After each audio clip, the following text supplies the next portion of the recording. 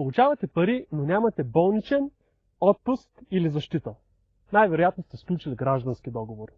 За какво да внимавате при проверка и какво е важно да знаят страните по този договор, за да избегнат глоби? Гражданският договор е различен от трудовия. Той не урежда трайни трудови отношения, а се сключва за извършване на конкретна услуга или задача. Правната му уредба идва от Закона за задълженията и договорите. Пример. Възлагат ви да направите уебсайт, да ремонтирате помещение, да проведете обучение. Нямате работно време, не сте длъжен да седите в офис, важно е крайният резултат. Особености.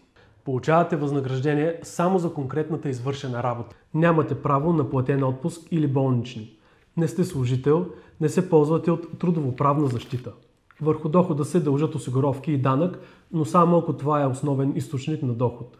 Гражданският договор е предпочитан при фрилансъри, консултанти и хора, които работят по проекти. Той дава гъвкавост, но не и сигурността, която предлага трудовия договор. Важно за физическите лица е да не забравят да го декларират в НАП с годишната си данъчна декларация по член 50.